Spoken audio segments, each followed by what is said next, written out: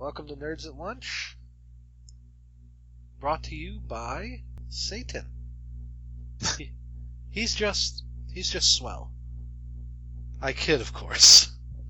We don't have sponsors. Yeah, that's what I was kidding about. Satan. Wait, what? Satan isn't swell. He's, my dog just knocked my door over. Oh, wow. Well, that's what I get for invoking Satan in this podcast. We don't have Mark here today. It's me, Pat, and Steve. So I can't do my One Piece opening joke. But we'll save that for next week. Patrick was Usopp. Yeah, that's not gonna work. Sorry. Well, who do you think would be Usopp?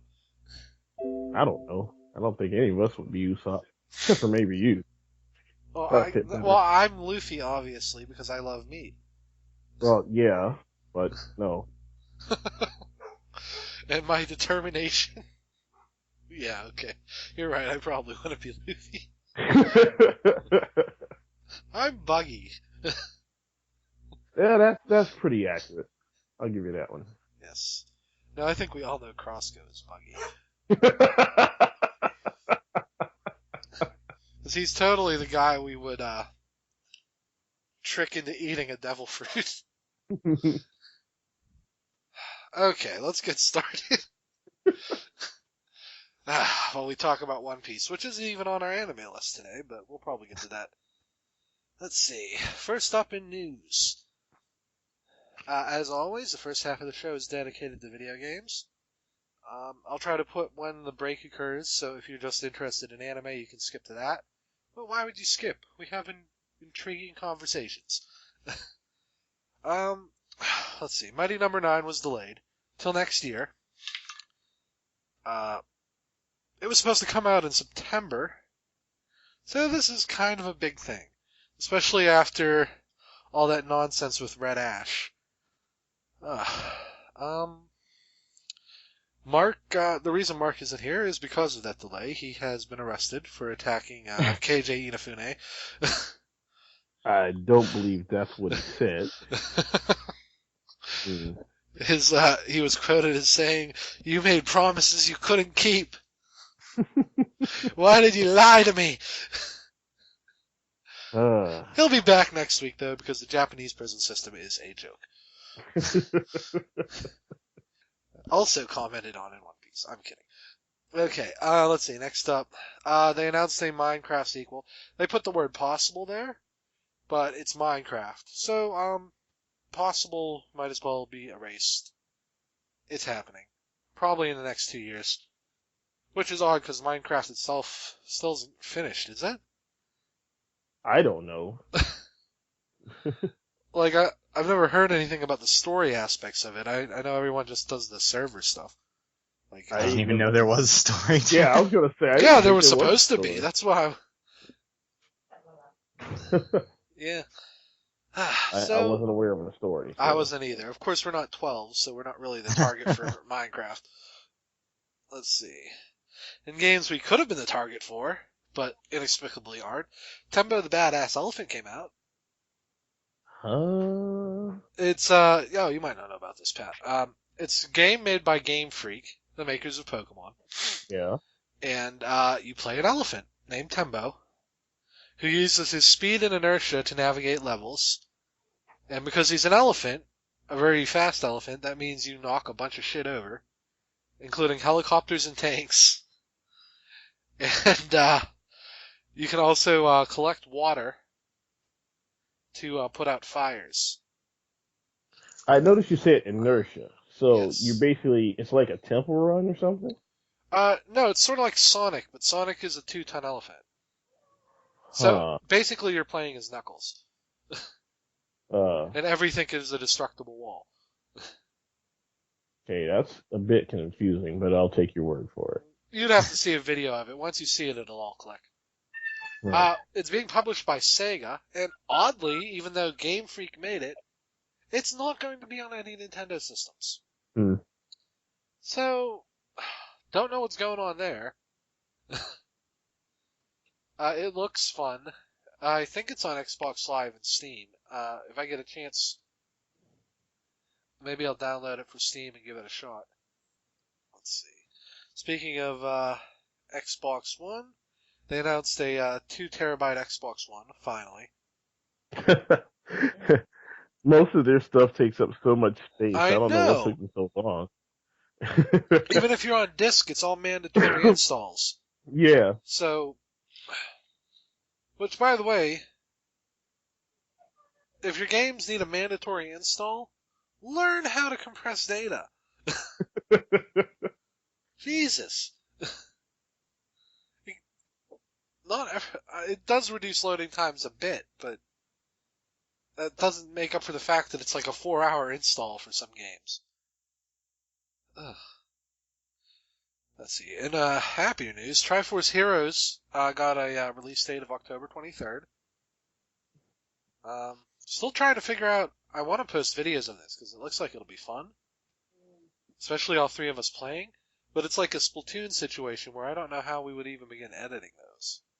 If you listen to this podcast, you know the editing is not up to the caliber of some other ones. So maybe I'll look into finding a video editor person. Yeah, we do not have a professional editor right now. So if you would like to be our editor, we will not pay you, but if you want to talk with us on the podcast, we're cool with that.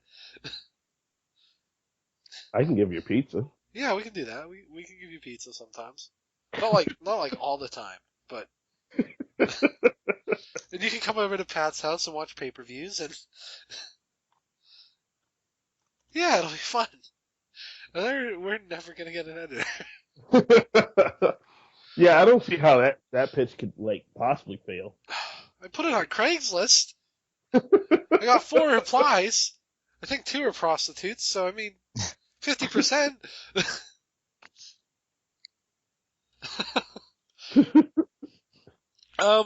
Scalebound, this was a game that announced last year at E3.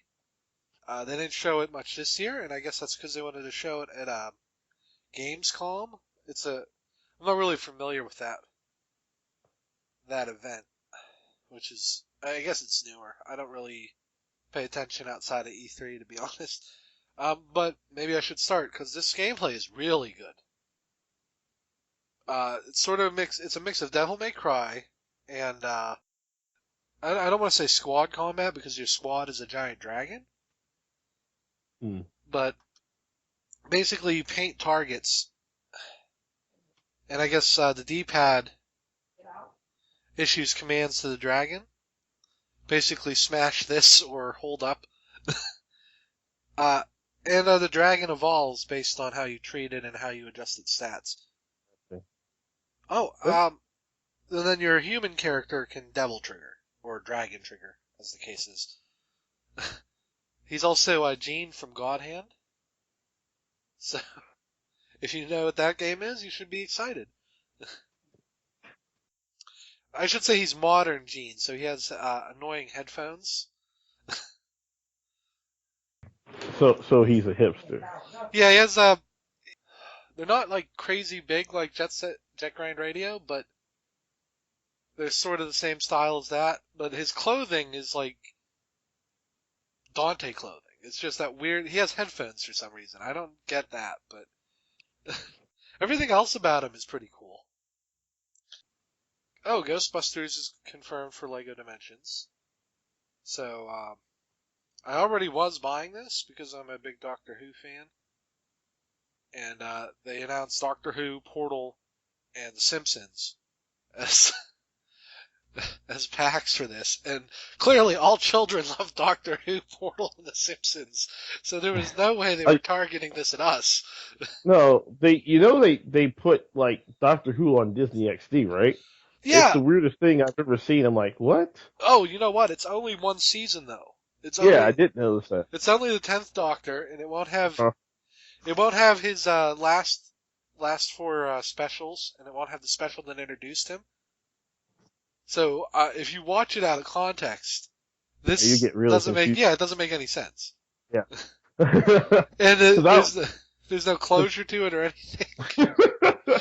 so it's just, they just put random episodes of Doctor Who on this channel, and like no one knows what's going on. Yeah.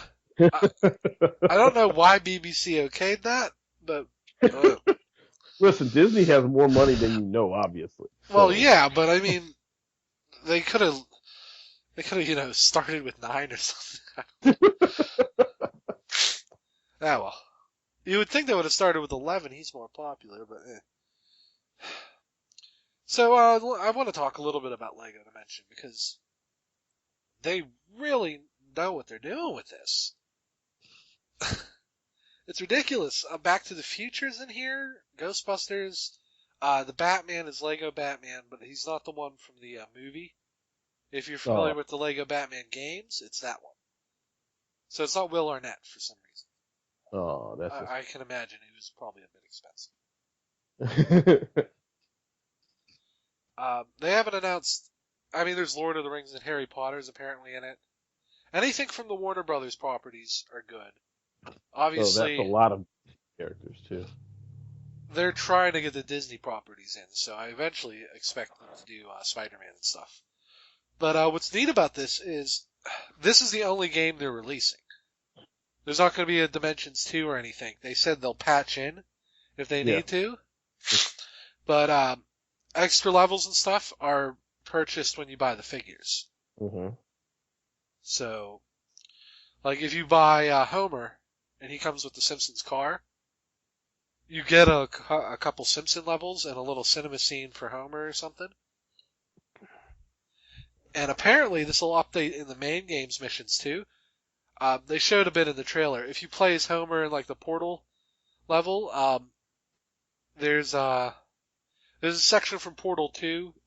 If you've played it, you know it's the one over that toxic pit where you have to jump on a bunch of springs. Freaking hated that stage. Yeah. If you play it with Homer, when you get to the end, he lands on his head. Yeah, of course. It goes down. So I'm looking forward to this. Because I think the big problem with Skylanders is they keep releasing sequels. Yep. And they don't really do anything different. Not really. I mean, you can even argue Amiibo don't have a game for themselves, but they're still neat figures, and they do things in other games at least. Mm-hmm. But Skylanders, no one's going to care about Skylanders in 5 years. I think we know that. And by the time Skylanders nostalgia comes back, I'll be dead, so I don't care. Someone's gonna like put that in some sort of time capsule. Do they still do that now? Yeah. I don't know if kids these days need a time capsule. We have the internet. Yeah. Okay. Are you guys gonna get Dimensions at all? I'm not really sure. It's $100 to start, which is a bit steep. I really have nowhere to put any more figures, man. Right now, my Amiibos are sitting on top of my Xbox 360, which isn't going to be there much longer anyway. Yeah. So, you don't necessarily need to put the figures together. I mean, that's clearly part of it. But there's these little plastic stands you lock them into. So if you just put like a label on the stand that says what it is, you should be good. So you can keep the figures in the boxes. Yeah, I mean, that was my biggest thing. I mean, even before the Amiibo, it's like I had started with Skylanders when it came out, but it's just like all of a sudden I was just like, I have way too many of these things. What am I going to do with all this? So it's like, I'm just kind of hesitant to get into these games that have all these additional pieces. I mean, even the Amiibos, I just figured I'd get the ones that I needed for particular games. That's what I've been doing with Amiibo. I'm really scared about Lego though because they keep releasing things I want. Like they had me at Doc Brown. They had me at Doc Brown and the DeLorean, even though it's not as good as the DeLorean they sell on the Lego site. But oh my god, they just keep adding good stuff. All 4 Ghostbusters? Come on. So they're currently on their 5th incarnation of Skylanders. Let's see, Spyro's Adventure, Giants. They're on. No, the 5th one's coming out. Yeah. Yeah, they get the Giants one with the vehicles. Yeah, that's going to be called Supercharge or something like that. Yeah. The one that's going to sell the best on Wii because it has Bowser and Donkey Kong. Wii U, I should say. Yes. I'm very confused by that. I'm like, you guys you kidding me? And then you look at the pre-order thing for Disney Infinity, and then the 3 says the Star Wars edition. I'm like, well, we're gonna obviously sell that. Yeah. Infinity's weird because they like. I don't know. I never got into them. I don't like the style the figures are in, I guess.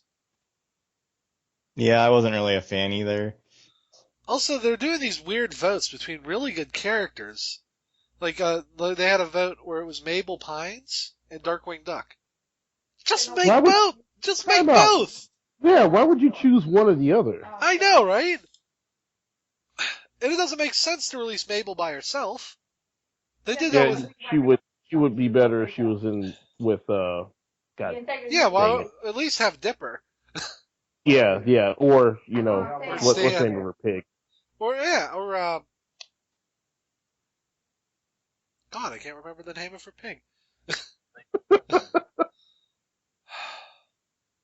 But you're right, it should... But they did the same thing with Phineas and Ferb. There's a Perry and there's a Phineas.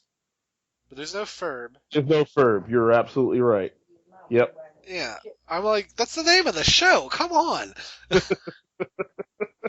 I mean, I haven't followed it enough to even know. I just keep seeing things like 2.0, 3.0, like... Well, what they do, instead of making their figures backward compatible, they just release a new game with each new wave of figures.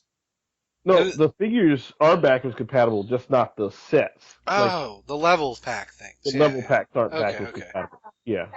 Okay, that makes more sense. I know I heard about 3.0, and then I saw all these 2.0 ones suddenly on clearance. So I was like, oh, are you not able to use any of these in the new one or something? I guess they can't. Well, they're weird about how they interact. Basically, all the figures can work in the toy box version, but you can't have Perry the Platypus and Jack Sparrow do a level in Tron. Yeah. Yeah, if you're playing... Which is a really dumb thing that really hurts the game. If you're playing an actual character and you want to play in their actual world, you have to use the characters only in that set.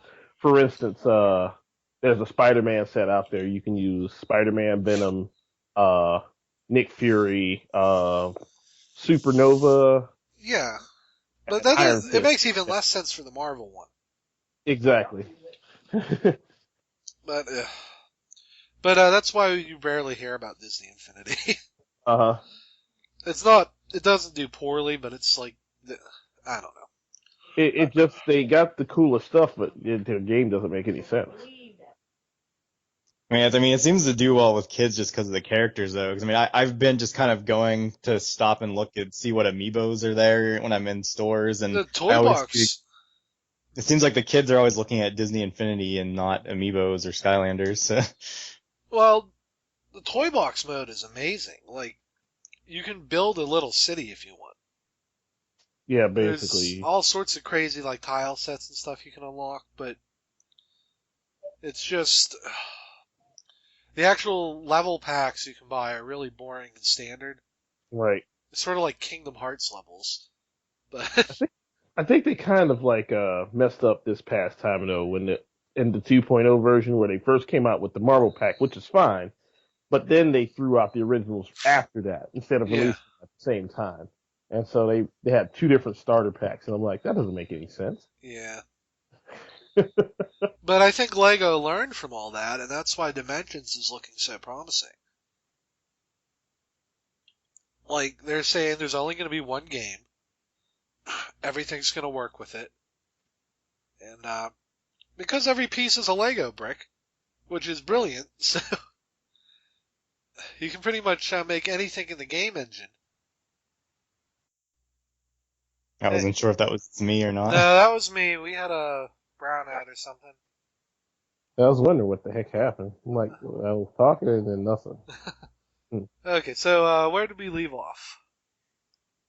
Something about Lego Dimensions, and I was about to mention how expensive the after what was I saying? The aftermarket is going to be.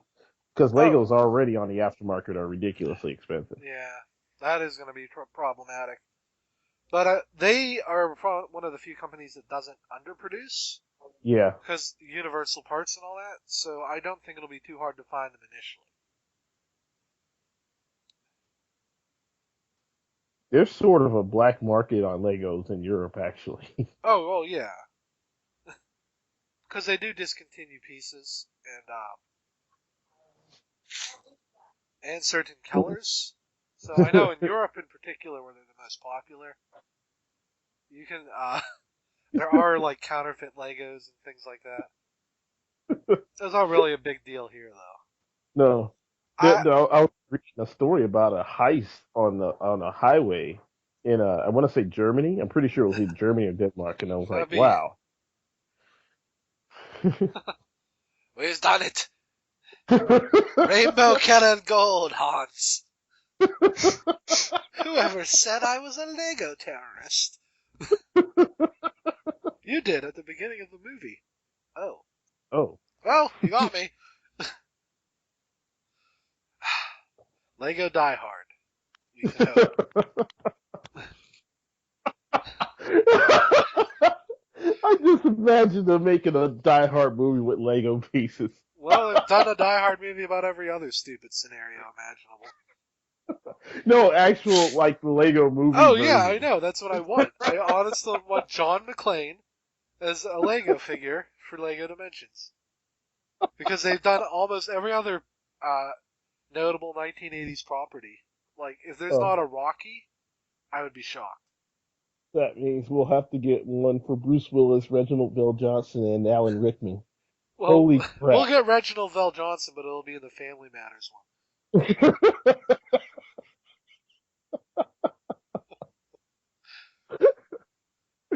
Oh, God. It could happen. They're redoing Full House. You're not lying. Oh, God. Same universe, people. Okay, let's move on. Speaking of the 80s, a Micheal Bay Ninja Turtle is going to be... Oh, it's not a Micheal Bay Ninja Turtle. It's Rash from Battletoads. You can see how I made that mistake. Micheal Bay. Rash from Battletoads is going to be in Killer Instinct Season 2, if you own the Rare Replay. If you're not familiar with Killer Instinct for 360, it is a pay-per-character game. You start off with Jago, and you can basically buy whoever else you want. This is the first free character. So, Pat, if you get Rare Replay, you can download Killer Instinct for free, and you can play as Rash. I'm already excited. The most popular Battletoad, I guess. I don't know, but he seriously does look like one of the new Ninja Turtle designs. It's kind of creepy. Like Raphael without his shell. Now I know what to call them, though, so I have to thank them for that, at least, Microsoft. That's more incentive to buy Rare Replay, though. I'm kind of shocked that they did that. And didn't announce it at E3. Because that would have kind of been a big deal. Because this is the first new game with a Battletoad in it for ever, really. Since Battletoad? Not counting Shovel Knight. Where you don't you technically fight all three of them if you have the Xbox version. And then they give you an armor set that makes your shovel bigger, like how their foot and fist get bigger. It's probably the worst Shovel Knight extra. Though you get something for it, which is more than I can say for that Kratos fight. Yeah, you don't get nothing for that one. That covers most of it. I wanted to talk a little bit about the Splatoon update. We were going to talk about Smash, but Mark is the only one of us who plays Smash a lot. So he probably bought all the DLC. So I didn't check. I didn't even get the update yet. So we'll check back with him next week. But I wanted to talk about Splatoon a little bit. So did you guys download the update? Of course. I still haven't gotten the game. Ah, geez, Steve. See, we Come would on, have bought it Steve. for you by now, but you have a Japanese Wii U.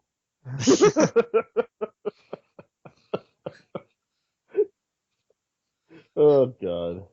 Well, I have an English one too. It's just my wife usually uses that one, and I use this one. I can see where that would be an issue. Let's see. Well, you'll eventually get it, Steve, and when you do, you'll enjoy it. So, what are you thinking about the slosher and splatling guns, Pat? Well, as I would like to quote Matt Crossco, the slosher is overpowered and should be banned. Now, this is just a direct quote from Matt Crossco. Okay. This is what his opinion is. I think it's a fairly good weapon. It obviously knocks people out quickly. Yeah, but you're hugely open with it. Yes. It's a shotgun, basically. You get one big, strong shot, mm-hmm. then you have to wait for your cooldown animation before you can fire again. Yeah, I think the update for the weapons are good, but that's not what I was really excited about. So, because I got both of the new weapons and I used neither one. I mean, I when I looked at it, I could probably use the slosher a lot on what's that? Splattling is such a map-specific weapon. Like it is. Yeah. Don't ever use it if Black Belly Skate Park is in the rotation. Yeah, you are done if you use it on there. You basically they say go to the center, and that's great. Except you have to stand there and charge to get the max range.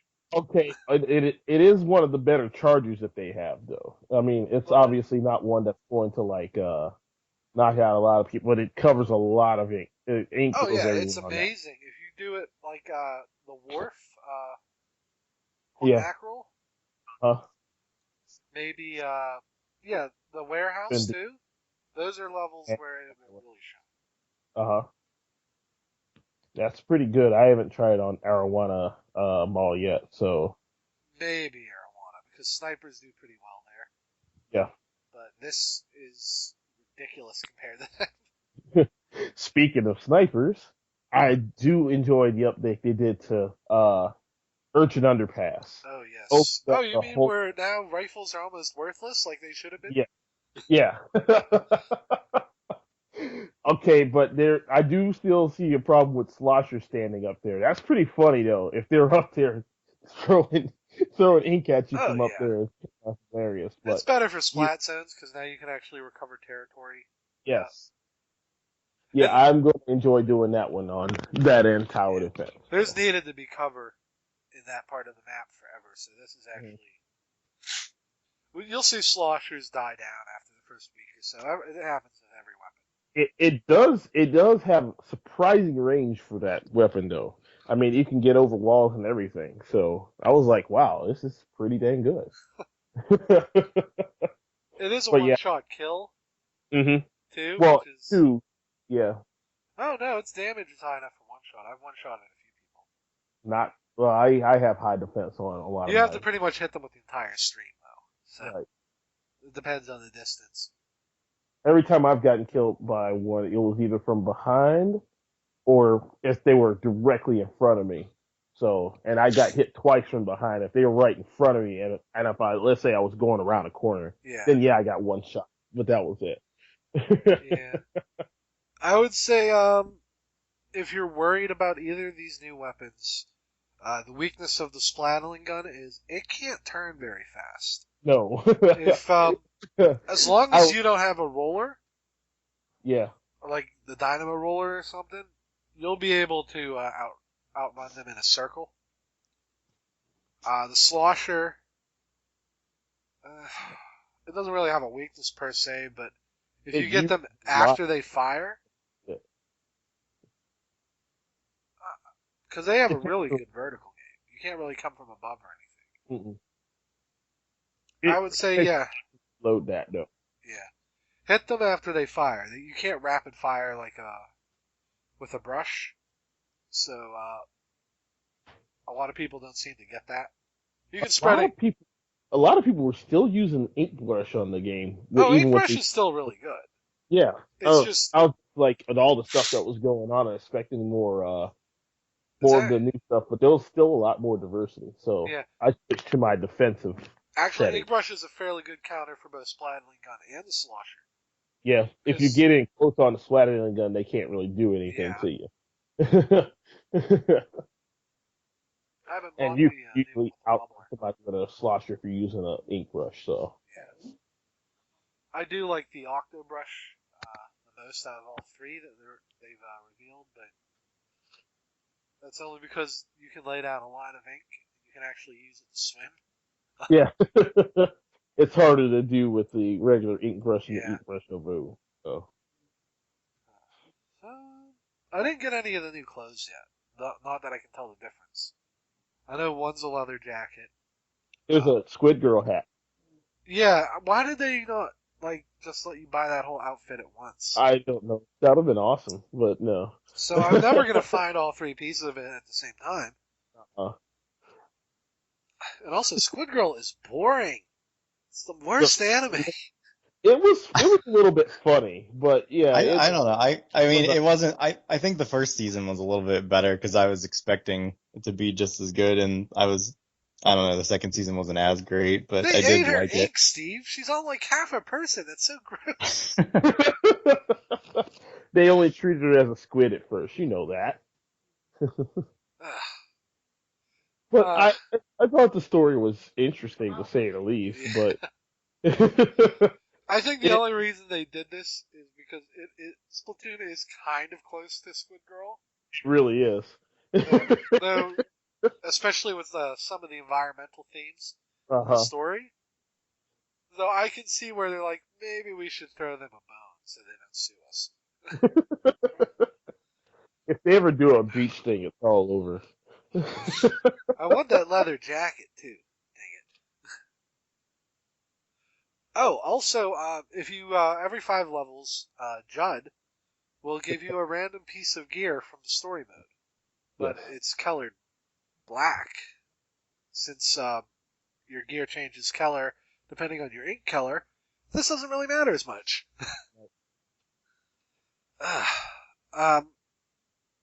Though it does have a piece of gear with tenacity. So if you're tired of the gas mask and you like that ability, you have another option. You guys still there? Yeah. Okay. Got silent there for a second. Okay. You rambling on about tenacity. No, it cut out in my headphones. Sometimes it does that. Tenacity's a good ability. In fact, it gave me a game the other day because we started a match with 4 people and then that little poof thing because he disconnected. Yeah. So I got a full bar at the start. Yeah. And just started wrecking the face. But, I mean, you get sick of that gas mask after a while. So, having more options for that. There's a headband, too. But it's a headband. I'm wearing a flannel shirt and boots. Clearly, a gas mask. I need to find a better shirt. It needs to have Ink Saber on it. Okay. So, I think that's it. Splatoon is a really fun game. Yep. And I really... If we had $5,000 to get all the video equipment, we would record our matches. But that's never going to happen, so... And then we can get Crossco on here. We could, however... We could do 2 versus 2. Yeah. The update has provided us a way to do all this stuff now. Yeah, so, I mean, we can do mini matches and stuff. That's only against us. But we'll figure it out. So, with that hopeful note, we're going to go on break for a second and come back and talk about a little more of this season's, summer season's anime. Humanity has declined! No. That was years ago. I have used a date to segment us from that horror. By the way, that has one of our highest views. Because I used that bread image, I think. That's the best part of that whole song.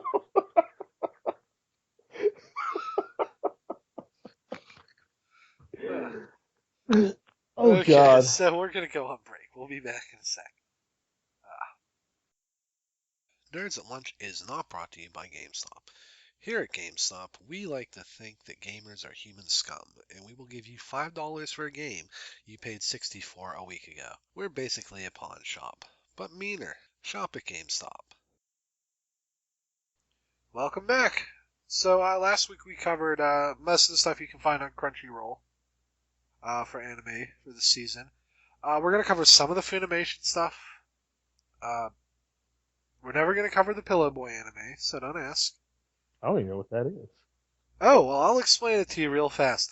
You know that 30 Rock joke about the cable channel that's just a guy talking to lonely women? Oh, yeah, uh-huh. It's that. Huh? It's that. It's a 3-minute anime where an anime boy of various types talks to the viewer, presumably female.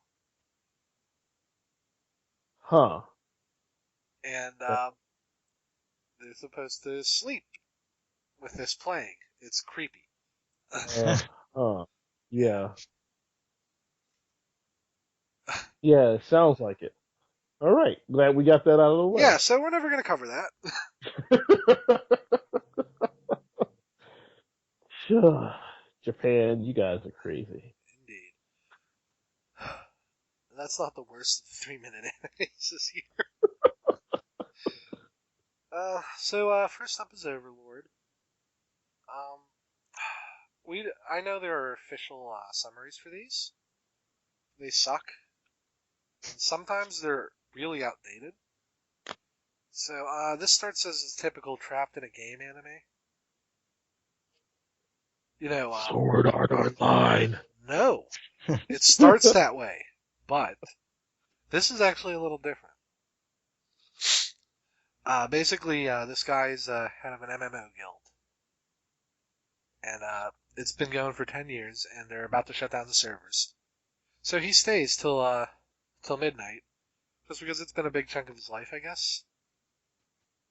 And he's one of the hugest guilds. His guild's never been taken over or anything like that. It's a really weird game. Like, they let you program your own NPCs and stuff. It actually sounds really cool, and if they made that, I would probably play it. But anyway, he stays, and then 12:01 comes around, and he wakes up, and he's still in the game. But none of his game features work, and he is now his character, who is an undead overlord named Lord Monongma.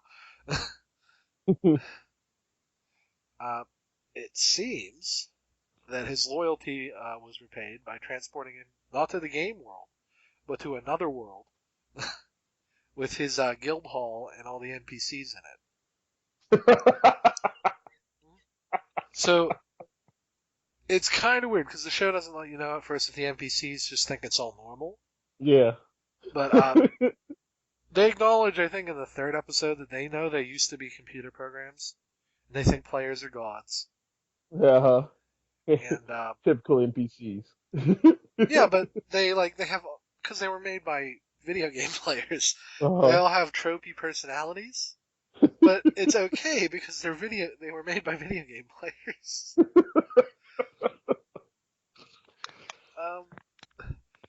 And Monongma figures, well, there has to be some other people who might have got sucked into this world too, so I should try to find them.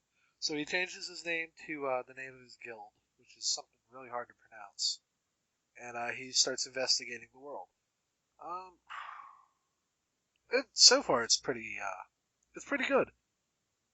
He's overpowered to the point where he has to pretend to be weaker than he is, because he was max level in the game. Yes. And all his spells are crazy, like necromancer stuff.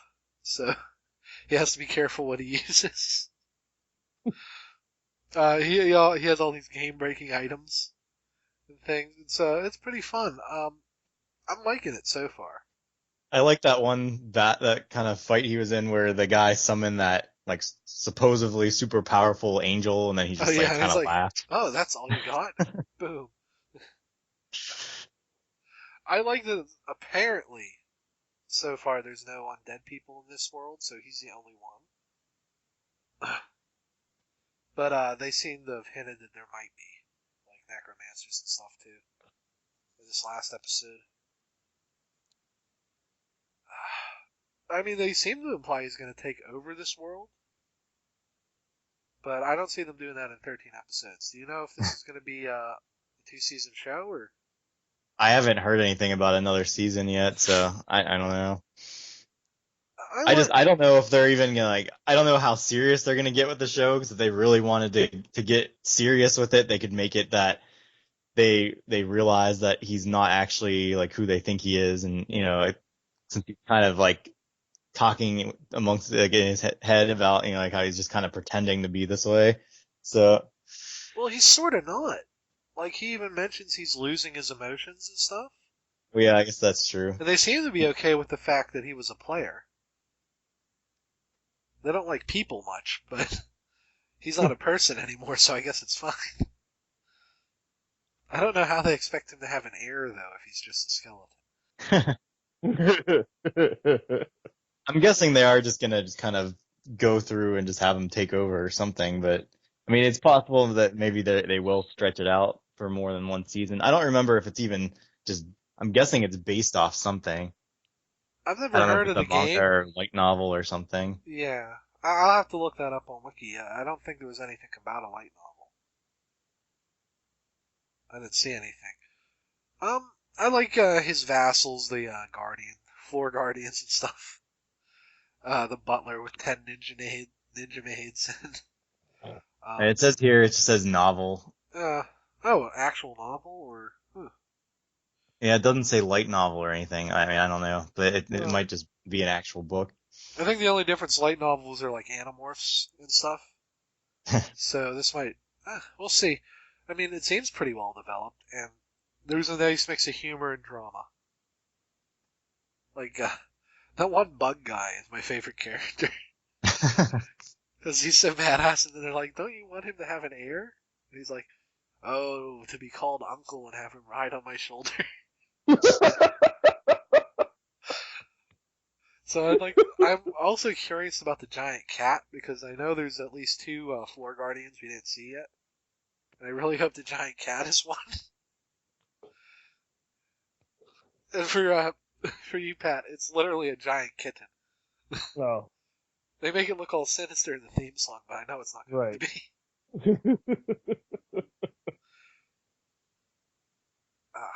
Okay. Next up is Shimoneta, A World Without Dirty Jokes.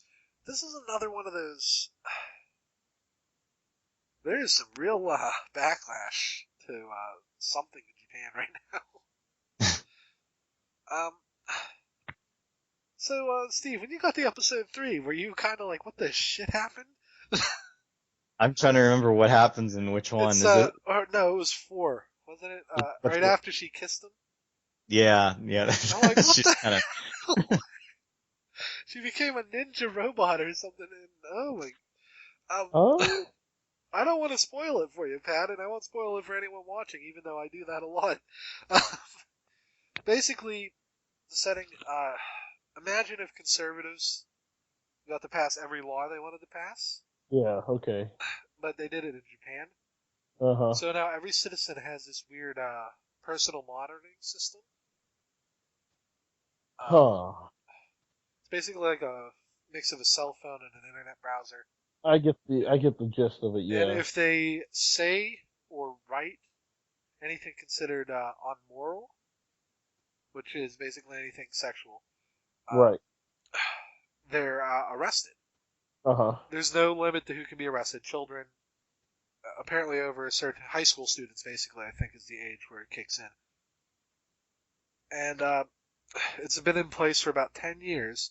So there's an entire generation of kids who basically don't know anything about human sexuality because you can't talk about it. Mm-hmm. So this takes place in the school with the number 1 morals in the country, and every student is on the emotional maturity level of like a 12-year-old, except for 1 or 2 weirdos who are our main characters. The main character is the main character is a girl whose father tried to fight the bill, and he was basically blacklisted. He was framed. Yeah. And the protagonist and the second character is a son whose father was a comedian who specialized in dirty jokes. Yes. So he's considered a dirty joke terrorist at this time, right?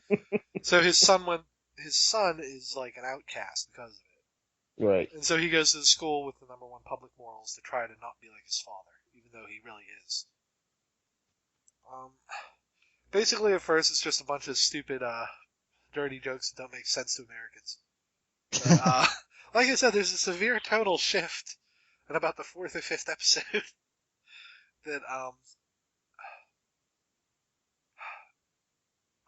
they should really warn people, because I don't know if I want to say this. Screw it. Basically, one of the student council president is this super moral girl, blah blah blah. Her mother is the one championing even stricter controls on the laws, and something happens, and the main character accidentally kisses her. Like, it's a silly anime kiss. Right. But because she doesn't have any concept of sexuality or anything like that, she thinks that she loves him. And she goes completely insane. So I didn't really know what to think with the cookies. Oh my god, when I found out that wasn't... Okay, so we're gonna go spoilers here. So she falls in love with the main dude character. Which, okay, so you think she's just gonna be crazy obsessed with him. If he had a rabbit, she would have cooked it. Oh Lord. Okay, so he starts finding these weird letters that say I love you and stuff. And he keeps finding what he thinks is drool on the balcony outside of his apartment. Yeah. So, this culminates when the dirty joke terrorists are trying to get ready for a big event. Because they're trying to pass a law where basically anyone under 18 has to wear a chastity belt. Oh god. That will completely monitor everything they do. It's really screwed up. And by the way, where is the UN during all this? But anyway, she breaks into his house. Ties. I don't think she ties him up. She knocks him to the floor. Blindfolds him with her underwear, and then she tries. Well, she doesn't intend to rape him. She just thinks they should. Because again, she's like an 11-year-old. She doesn't know anything about sex. So she thinks if they're naked together, that's what love is. So you can imagine what happens. Oh, geez. And I think the whole deal with that too is I think that they were trying to like lure the stalker in because they didn't know who it was, and yeah. When they found out who it was, that ended poorly. So basically, she almost rapes him. And it's not played for laughs. He's legitimately traumatized by it. And she just gets crazier from there. We find out that she's so obsessed with him that whenever she thinks about him, she gushes. Let's just leave it at that. And she gives him cookies to apologize for what happened, and we find out that she's put the excretions into the cookies. I get it. Yeah. She called it like love juices. Yeah, love juices. I like that better. So that whole sequence is very disturbing. All right then. Yeah. Hello. I think the show would have worked better if they would have kept that tone from the beginning, because it's trying to say some interesting things about sexual education and why you can't shield kids from this stuff. It's important. But there's no balance between the two. Like, at all. And I'll keep watching it, and maybe they'll get better at it, but right now it's at a point where I don't see that happening. I don't know, Steve. What did you think? I mean, I think it's still pretty entertaining, but yeah, I don't really know. The funny It stuff is definitely funny, just did but like a. it went from It just wacky hijinks to that. It just suddenly made a huge shift. Yeah. It's sort of like, what's it called, Clannad? I've never seen it, but I know that like there's an epilogue for it, and it ends in a really depressing way. Oh yeah. Somebody dies, I think. But that's at the end. Yeah. This is right in the beginning of the show, and I don't think if you watch the first 2 episodes, you would see that coming. So, I don't know about this one. Like, I'll reserve judgment. It could all come together into something really interesting, but it's sort of uneven right now. So, next up is Rampo Kitan, Game of Laplace. And this is honest with itself. I'll at least give it that. Basically, I guess the author's name is Rampo Kitan? I was trying to look up what the whole deal was with that, but I wasn't really finding much information. Basically, he's a Japanese author who was inspired by Edgar Allan Poe. They were contemporaries, apparently. Or at least within a couple decades of each other. And he took the more macabre aspects of his writing and applied them to mysteries. So this is more like Sherlock on BBC. It takes the premise of the mystery and modernizes it. But apparently these are so well known in Japan that they don't treat it like a typical mystery show. This is more like a crime thriller. Yep. It's not bad. It's a little gory. Horrifying. I've probably seen worse. The first episode is human chairs, Pat. Yeah. That was a funny joke at the end. They get okay, so their teacher was a serial killer who made chairs out of people. Mm. And they find him dead. The main character is accused. Proves it was a girl in the class he was sleeping with. That's again, the mysteries are sort of ancillary to the character development. Mm-hmm. So it's about basically one of those kid detectives we all know about that apparently in this world Japan officially endorses. Like he even says in one episode, he's like, if people knew about this program, they would be really pissed about it. But basically, the Japanese government takes really smart kids, deputizes them, and lets them skip school to solve grisly murders. Huh. Yeah. He's not really the main character. He's more like a mentor character. The main character is a girl. I don't care what the show says, it's a girl. Who is kind of not in sync with reality. She sees things in like a theater type of setting, which leads to some funny jokes, like when they talk to the coroner, who has a dummy called Corpsey that she violently dismembers to explain how the murders occurred. I don't know if the coroner is real or if she's one of the main character's hallucinations. Yeah, I don't know. Because the way it's done is kind of like in a kind of almost like a super deformed kind of art style. So. Yeah, like it's really hectic Gurren Lagann-ish kind of animation, and then it doesn't fit with the rest of the episode, but it's really always funny. And then her best friend is a rich kid who clearly wants to bang her. Him. I don't know. The show is very coy about whether he's a girl or not. Like, there's an episode where he undresses, and they cut it off right above his neck. So I'm pretty certain that the whole deal is that it is a guy, but they don't. It's like, I don't know. I don't know. They're just trying to keep that up in the air just for a joke or what. But androgyny. There's it's a lot not of androgyny, man. Like what's the character's name? I don't remember. Ah, You expect me to... I watched like... Oh, well, Steve Was it? I have the internet in front of me. So. Oh, okay. The first name is Yoshio. Okay. I mean, it says right here a boy who doesn't have much interest in others and is detached from his surroundings. Yeah. Go to that wiki after and change it as girl. I kid. But I think the whole deal is he's just supposed to be a trap. So. Oh God. Maybe. I don't know. It's an interesting show. It's the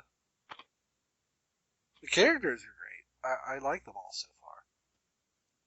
Well, I think I mean I feel like before Psychopath started getting into like the main story, that these episodes are kind of reminding me of like the earlier episodes of Psychopath.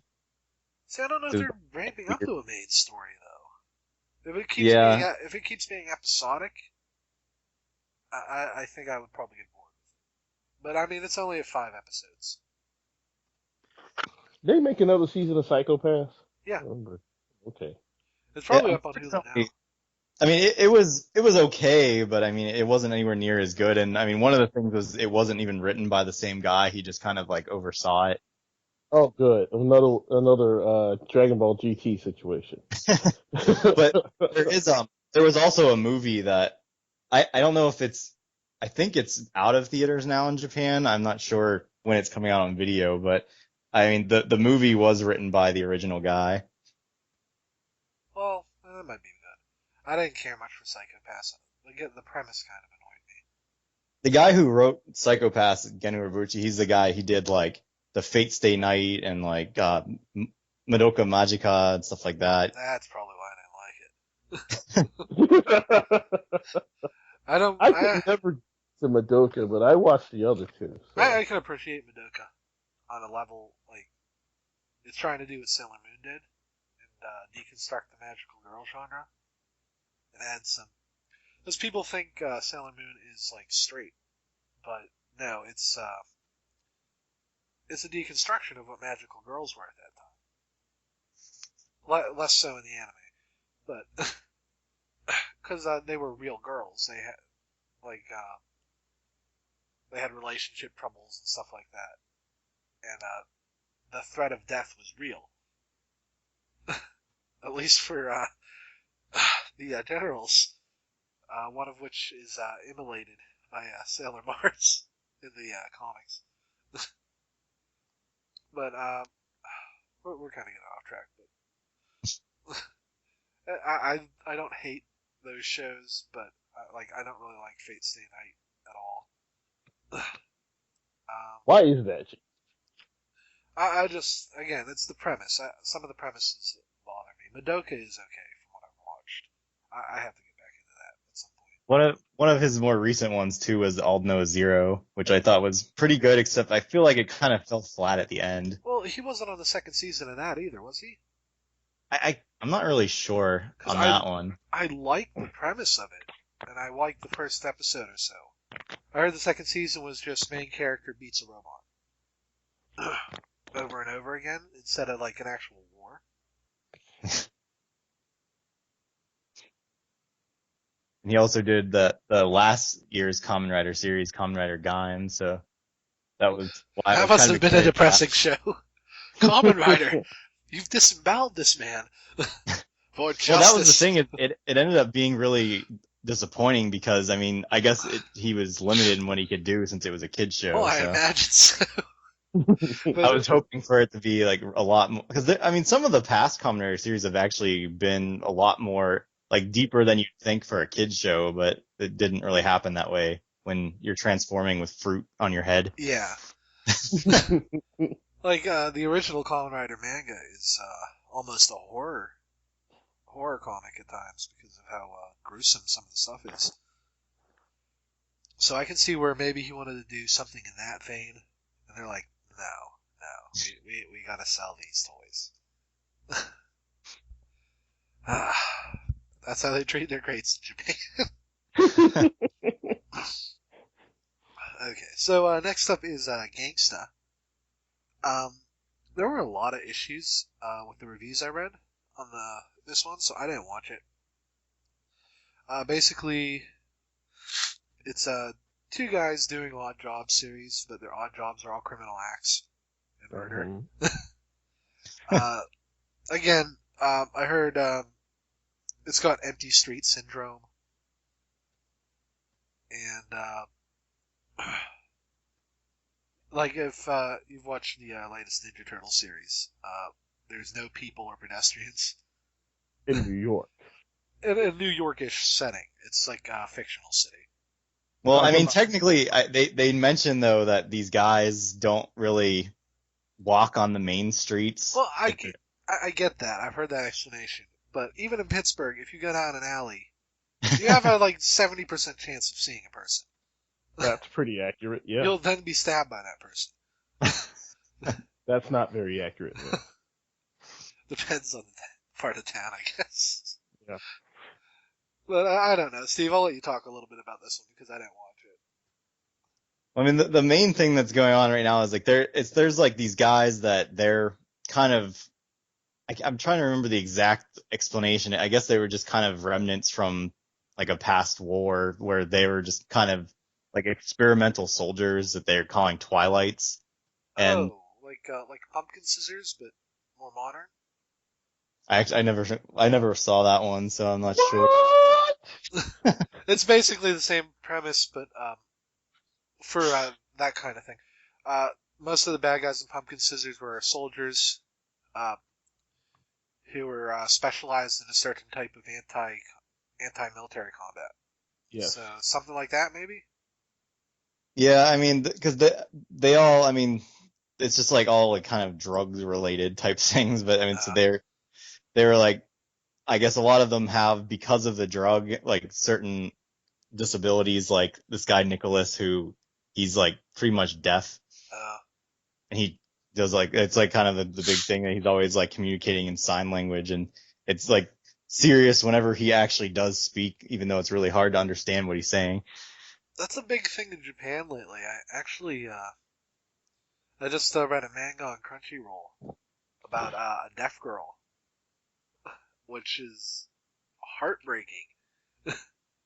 But I'm actually, he's the lead character, right? Well, I mean, it's kind of Nicholas and Warwick are the two main guys, so I Well, mean, he's still, one I of mean, a the deaf main. lead in an anime is almost unheard of. The whole deal with these Twilight guys is, I guess, after they weren't needed as soldiers anymore, that they were kind of Discarded. yeah. I mean, so I mean, you have like a lot of them That- were. I guess there was like slavery going on with them and stuff, that they were used by like these rich guys as like bodyguards and things. So that's where like this Warwick, he grew up as like some rich kid, and they're kind of like slowly piecing together his backstory and how these two got together.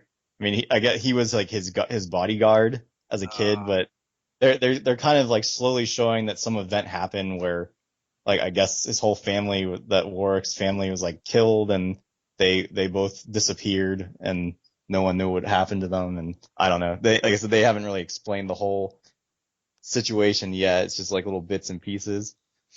Huh. Okay. Well, we'll probably keep updates on that. It strikes me as an anime that was made for America. Does that make sense?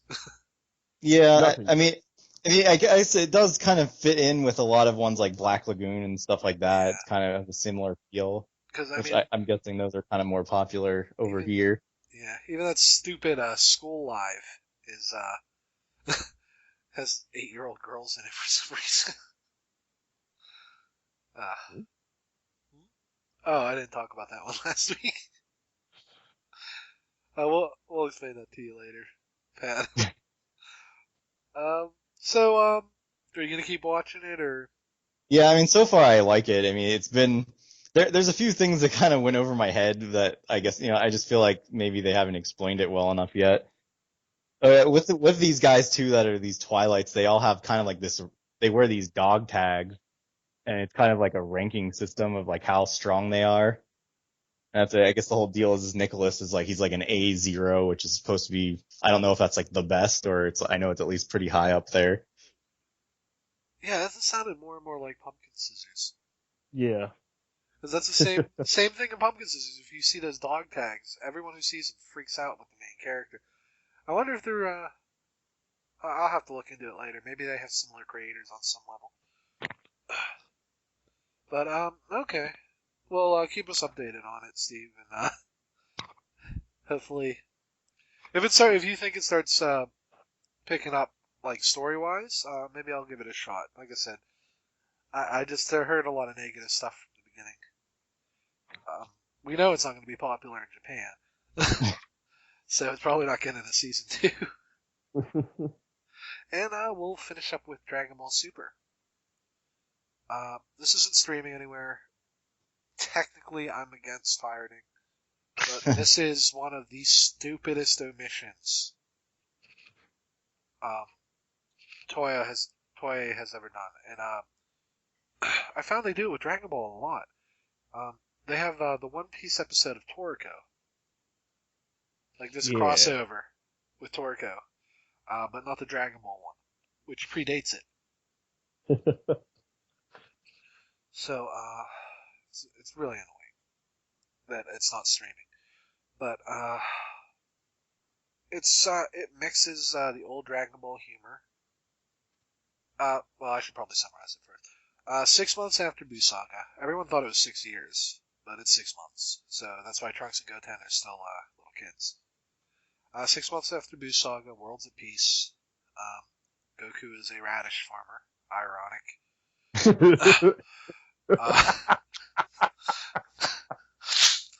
And everyone's moved on with their lives. So first episode is basically Goku driving a tractor, and Trunks and Goten getting something for Vidal's birthday. It's silly. Like, they fight a giant snake, and if they went Super Saiyan, they could just kill the thing. But they don't for some reason. And they get spring water for Vidal because they think because they overhear an old guy talk about a bath, a hot spring. Yeah. That makes you feel young. So they think any water will do it. Well, it definitely. I think they found it and they passed by. Oh yeah, they found it and they're like, all these old people are in it. We better move to the next one. So they're like, it might if we go further into the forest, that might be even purer water. Their logic is little kid logic, so it's actually really cute. And Vidal doesn't say anything horrifying. Like, I think Bulma would have called them both idiots. But that's how nice of a person Vidal is. That she takes the water and says thank you. Because she realizes who her brother's family is. Or her husband's family is. Yeah. Then Hercule is awarded $100 million, or Zenny, for saving the world from Boo. Of course. During which, of course, Fat Boo comes out and tells him to cook him something. And he has to say, oh, he's an alien from space that's come to train with me.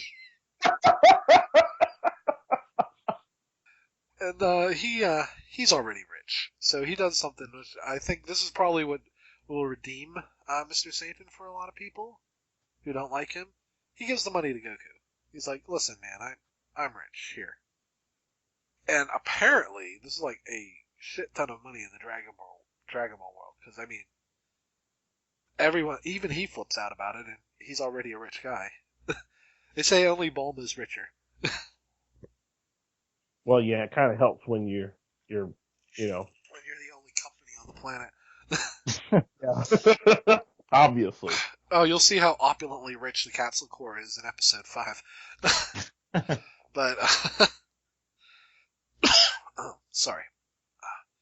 But basically, Goku is finally free of Chi-Chi and her get a job ambitions because he gives her the money and asks her if he can go train with King Kai. She says yes, of course, because all Chi-Chi cares about is getting a tutor for Goten. Chi-Chi, I'm going to tell you right now, let's give up on Goten. I mean, at least Gohan, he bought his. I like how they had like the title of the book said Muzukashi Hon, or like difficult book was just the title of the book, and Vidal bought it for him. It's like, oh, great. Goten is so much like Goku that there's no way that. Yeah, he's smart. He's clearly smart enough to know how to manipulate his mother, because he's the one who suggests to Goku that, hey, if you take that money, Mom will let you do whatever the heck you want. Yeah. And thus a sham marriage is ended. People really hate Chi-Chi, and I don't think this episode is gonna, or this series is gonna do much for that. She, she does punch Master Roshi a few times. Unfortunately, though, because he's able to do this, then King Kai has to suffer. Oh yes, that's a nice running subplot that he's mad every time the Dragon Balls come together. No one wishes him back to life. Oh yeah, that's right. He's still dead. Yeah. And Goku's like, why do you care? You can just, you're gone. You don't need this. He's like, do you know how much? He's always there destroying his planet. Every time. Oh my god. Okay. He gets these giant, like, weights, and they're just huge, I don't know, house-sized weights. But they're like dumbbells, and he just drags them across his planet. And obviously, it's all grass, so he's completely... I feel so bad for him in this show. Because Goku doesn't need to be there. No. He can... Even Vegeta has a training room. But, no, it's just so funny. And that's something that the show missed towards the end. It's funny. Like, basically right now it's just a reunion thing. But I'm liking it. It's got humor down. We're gonna see fights in a few episodes. Probably sooner than I thought. I thought we probably wouldn't get anything until 10. But we'll probably start the big fights in episode 7 or 8. I don't know. You can find most of these online if you look hard enough. Again, I don't usually support this, but if they're not going to bring this over for a year, they can go to hell. I don't know why you would throw away free money like that, but that's Toei's problem. So, what did you like about it, Steve? I think my favorite thing is that, I mean, having kind of gone back and watching older stuff like a while ago, it was just kind of I feel like Z like was a big deal for me because it was just I was one of my favorite shows like growing up and all that. But when I like watching Dragon Ball and then comparing it to Z, I just felt like I preferred watching Dragon Ball because I just enjoyed the comedy more than the like 50 episode battles. So it seems like that they've really like gotten the comedy back and I mean, like as you kind of mentioned. So I mean that's probably my favorite part about it. I think One Piece helped with that because Oda proved that you can mix and match those pretty well. And now Oda just likes creating new characters. That's why his thing's going on for so dang long. Well, yeah, his big inspiration was Toriyama, though, and Toriyama's really good about that. Like, he's the master at that, if you ask me, but Shonen Jump editors be like character pools. And if what's the show about the two manga authors? Bakuman? Yeah, Bakuman. Bakuman showed that like company policy is if something's failing, just turn it into a fight manga. Yeah. That worked. Oh man, Otter 11, when are they gonna get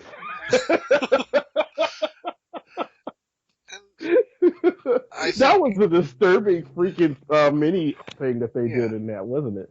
And I mean, Dragon Ball wasn't failing, but they still did that to maximize profits, and it suffered for that. So, Super is Toriyama being like, listen, you're not going to tell me what to do anymore. Yeah, he's old anyway. They can't really tell him what to do. So, sorry guys, we lost about the last 10 minutes of the episode because of technical issues. All my fault. So I want to apologize to Steve, who didn't get to say his entire piece on Dragon Ball Super. We'll be talking about it probably for the next 2 years, though. So I don't think it's that big of a deal. You can follow us on our new Facebook page, facebook.com/robothousepodcasts, or the Tumblr or Twitter, which will be in the show notes. Those will probably be changing soon. Please like and subscribe if you're listening on YouTube.